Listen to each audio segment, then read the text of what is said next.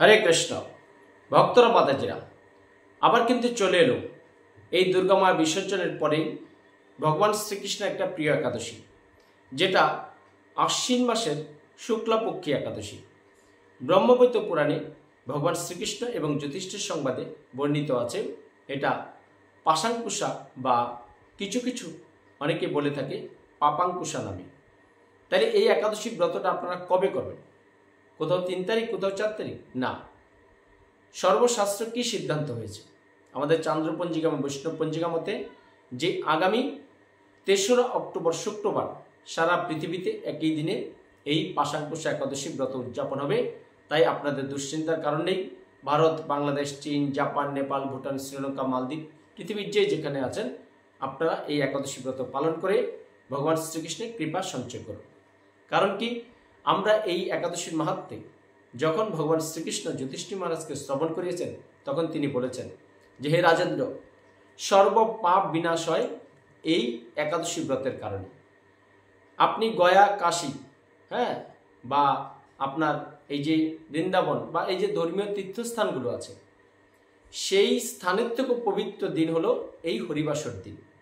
তাই হরিবাসরের দিনে কেউ যদি নিষ্ঠা সহকারে ভগবান শ্রীকৃষ্ণের এই হরিবাসর দিন মানে একাদশী ব্রত পালন করে, তার মতো প্রিয় ভগবানের থেকে কেউ হতে পারে না।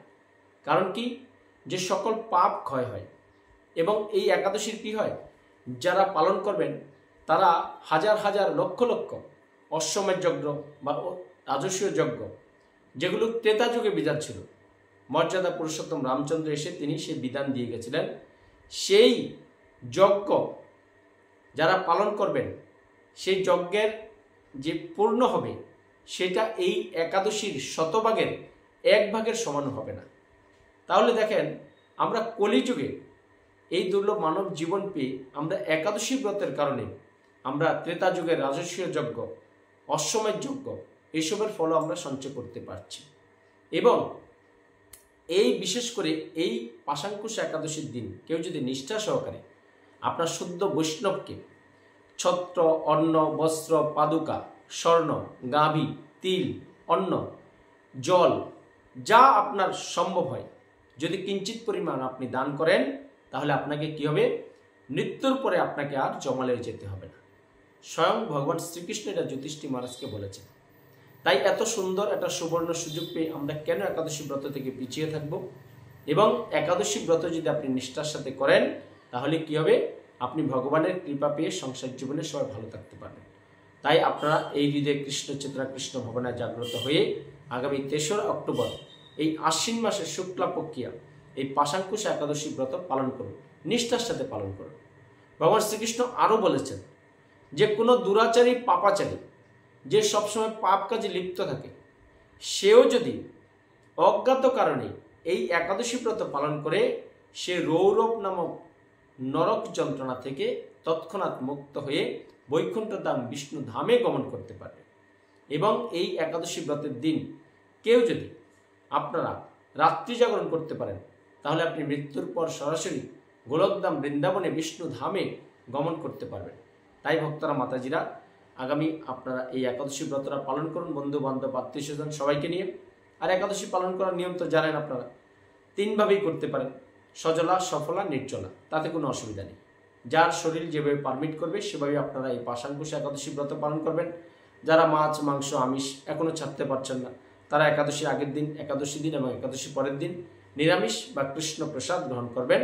তাহলেই আপনি এই পাশাঙ্কুশা একাদশী ব্রতের সম্পূর্ণ ফল সঞ্চয় করতে পারবেন। দেখবেন ভগবান শ্রীকৃষ্ণ আরও বলেছেন, যারা একাদশী মাহাত্ম্যটা শ্রবণ করবেন, আমার এই কৃষ্ণকথা এবং সুজিত প্রভু দুটো চ্যানেলে একাদশী মাহাত্ম্য পেয়ে যাবেন। একাদশী দিন, একাদশী আগের দিন, 2 দিনে আপনারা শ্রবণ করবেন। ভগবান শ্রীকৃষ্ণ বলছেন যে একাদশীর মুখ্য উদ্দেশ্য কি, যে আমরা যে একাদশী করছি বা আপনারাও একাদশী করছেন, তার মূল উদ্দেশ্য কি। আজকে দেখবেন কোনো জিনিসের যদি আপনি রেজাল্ট না পান, ফল না পান, তাহলে সে কাজের তো কোনো মূল্যহীন। কিন্তু আমরা কেন একাদশী করে কি পাচ্ছি? ভগবান শ্রীকৃষ্ণ বলছেন একাদশীর মুখ্য উদ্দেশ্য হচ্ছে কৃষ্ণ ভক্তি লাভ করা, ভগবান শ্রীকৃষ্ণকে জানা। তাইলে দেখেন, কেউ যদি আপনাকে প্রশ্ন করে এখন যে কৃষ্ণ ভক্তি কিভাবে পাবেন, আপনি তাদেরকে বলে দেবেন যে তোমরা একাদশী ব্রত করো।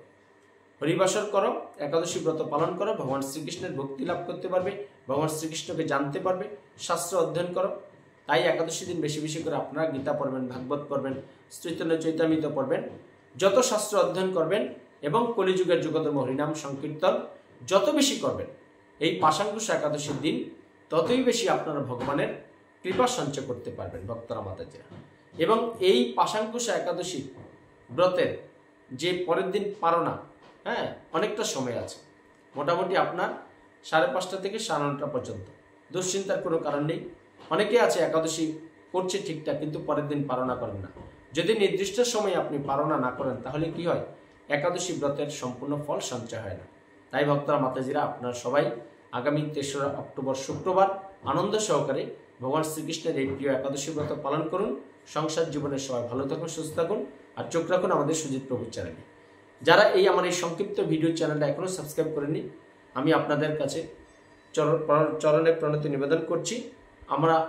আমার এই চ্যানেলটা আপনি পৃথিবীর যেখানে থাকেন সাবস্ক্রাইব করে রাখুন, তাহলে ঘরে বসে বিশেষ বিশেষ কথাগুলো আপনি সংক্ষিপ্ত আকারে এই চ্যানেলে আপনি শ্রবণ করতে পারবেন। তাই সবাই আনন্দ সহকারে একাদশী করবেন, পরের দিন পালনা করবেন। হরে কৃষ্ণ।